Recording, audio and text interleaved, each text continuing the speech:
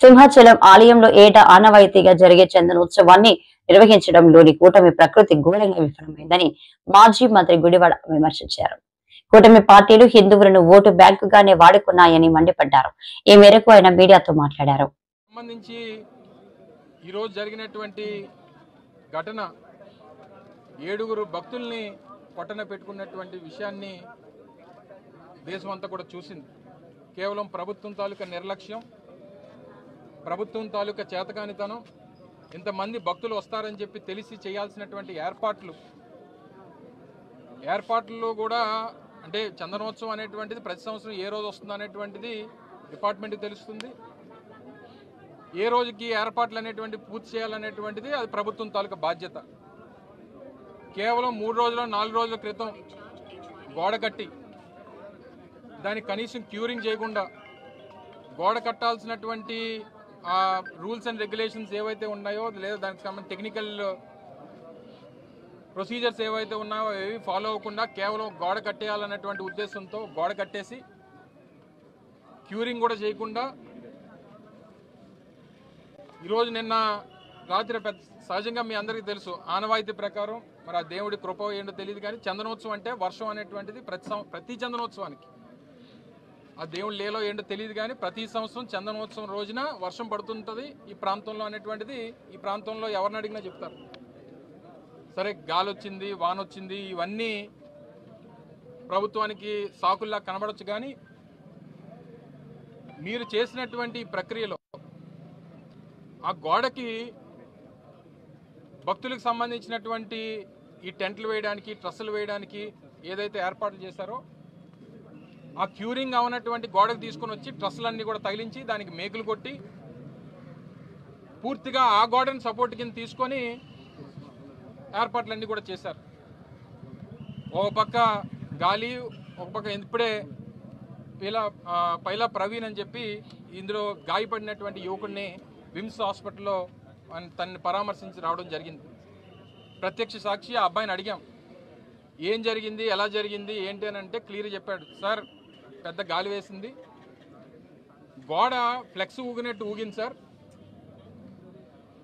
అది ఆ చీకట్లో మాకు లైటింగ్ కూడా లేదు, ఆ టైంలో అది గోడో లేకపోతే ఫ్లెక్సో ఏంటో తెలియలేదు, కళ్ళు మూసి తెసి లోపు మొత్తం గోడంతా కూలిపోయింది, కిందన ఉండిపోయారు. నాకేమో ఆ కుర్రోడికేమో ఐరన్ ట్రస్ ఏదైతే ఉంటుందో అది వచ్చి కాలు మీద పడిపోయి ఆ యాంకిల్ బ్రోన్ అనేటువంటిది ఫ్రాక్చర్ అయ్యింది. అంటే క్యూరింగ్ అవునటువంటి గోడకు తీసుకుని వచ్చి ఆ గోడ ఇది కూడా మీరు చూస్తే ఇది కాంక్రీట్తో సహజంగా మీరు చూడండి, మీరు ఎక్కడన్నా ఆ కొండ చర్యలు ఉన్నటువంటి ప్రాంతంలో రిటైనింగ్ వాల్ కట్టినప్పుడు కాంక్రీట్ వాల్స్ కడతారు. మీరు చూడండి హనుమంతవాక్ జంక్షన్లో కానీ లేకపోతే ఇతర ప్రాంతాల్లో కానీ కొండవాళ్ళ ప్రాంతాలు ఎక్కడున్నా సరే కట్టాల్సినటువంటిది కాంక్రీట్ వాల్. ఇలాంటి ఫ్లై యాష్ బ్రిక్స్ తీసుకొని వచ్చి కడితే ఇది పరిస్థితి.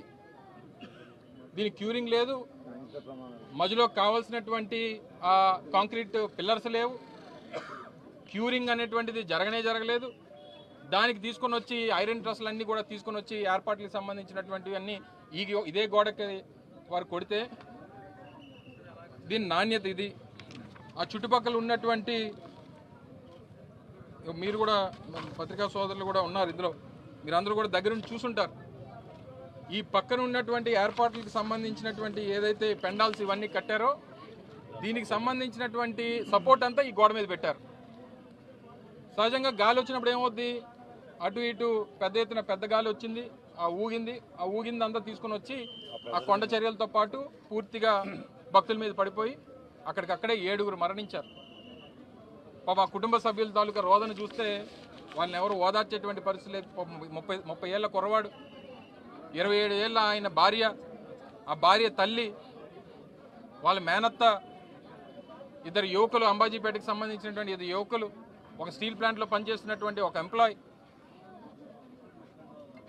వారు కేవలం భక్తులుగా దేవుడి దర్శనానికి వచ్చి ఆ నిజరూప దర్శనం చేసుకుందామని చెప్పి పాప రాత్రి 2 గంటలకి క్యూ లైన్లో 300 రూపాయల లైన్లో నిలబడి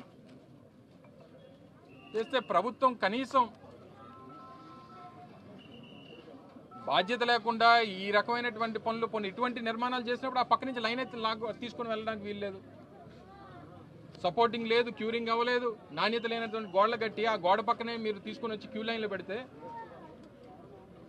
మా గోడ కూలిపోయి 7 చనిపోతే ఎవరు తీసుకొచ్చిస్తారు ఆ కుటుంబానికి? ఆ కుటుంబ సభ్యుల్ని తీసుకొచ్చేటువంటి అవకాశం ఎవరికన్నా ఉందా? ఈరోజు ఆ కుటుంబ సభ్యుల తాలూకు రోదన, ఒకే కుటుంబంలో 4 అంటే ఆ తాలూకు కడుపుకోత. దేవుడి దర్శనానికి వెళ్ళి తిరిగి ఆ పరలోకానికి కలిసిపోయారంటే దీని అందరికీ ఎవరు ఇంకా ప్రభుత్వంలో ఉన్నటువంటి పెద్దల మాటలు చూస్తుంటే అసలు ఆశ్చర్యం వేస్తూ ఉంది. దీన్ని కూడా రాజకీయం చేయాలని కాంట్రాక్టర్ ఎప్పుడు కట్టారు? ఏ ప్రభుత్వంలో కట్టారు? ఈ కాంట్రాక్టర్ ఎవరికి ఇచ్చారు? ఇదా ఈ సమయంలో రాజకీయాలు మాట్లాడడానిక? వైఎస్ఆర్ కాంగ్రెస్ పార్టీ డిమాండ్ చేస్తూ ఉంది, ప్రతి కుటుంబం చనిపోయినటువంటి ప్రతి వ్యక్తికి ఆ కుటుంబ సభ్యులకు ₹1 కోటి ఎక్స్గ్రేషియా ఇవ్వాల్సిందే, ప్రభుత్వం నుంచి ఒక ఉద్యోగం ఇవ్వాల్సిందే. అది మేము అడుగుతుంది కాదు, కుటుంబ సభ్యులు అడుగుతూ ఉన్నారు. ఏదైతే గతంలో ఏ రకంగా జరిగిందో, గతంలో జగన్మోహన్ రెడ్డి గారు ఎల్జీ పాలిమర్స్ ఇన్సిడెంట్ అయినప్పుడు ఏ రకంగా సహకరించారో అలా చేయాలని చెప్పి వారి కుటుంబ సభ్యులు చెప్తా ఉన్నారు. తప్పకుండా ప్రతి కుటుంబానికి చనిపోయినటువంటి ప్రతి వ్యక్తికి ₹1 కోటి ఎక్స్గ్రేషియా ఇవ్వాల్సిందే, ప్రభుత్వ ఉద్యోగం ఇవ్వాల్సిందే అనేటువంటిది కుటుంబ సభ్యులు అడుగుతూ ఉన్నారు. ఘటన తెలిసిన వెంటనే పెద్దలు మాజీ ముఖ్యమంత్రి వైఎస్ జగన్మోహన్ రెడ్డి గారు తీవ్ర దిగ్భ్రాంతికి లోనయ్యారు. తక్షణమే వారందరినీ కూడా పరామర్శించాలి, కుటుంబ సభ్యులకి ధైర్యం నింపాలనేటువంటి ఉద్దేశంతో ఇప్పుడు 2 గంటలకు విశాఖపట్నం రాబోతూ ఉన్నారు.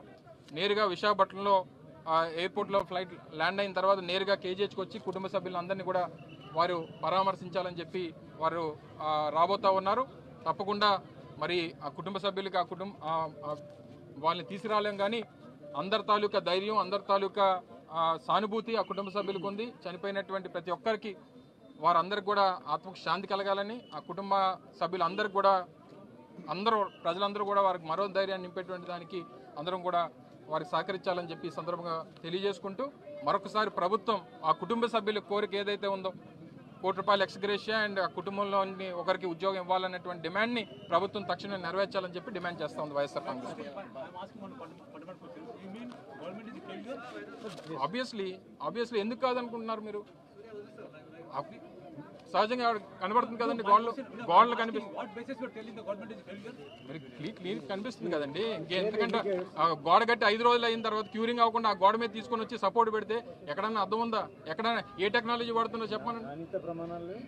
ఏ టెక్నాలజీ వాడితే అవుతుందో చెప్పానండి. పోనీ ఒక గోడ కట్టితే ఆ గోడకు ఆనుకొని కొండ చర్యలు ఉంటే ఆ కొండ చర్యలకు ఉన్నటువంటి ఆ సపోర్ట్ ఉన్నటువంటి గోడ మీద తీసుకొని వచ్చి మీరు ట్రస్సులు మేకులు కొట్టి మీరు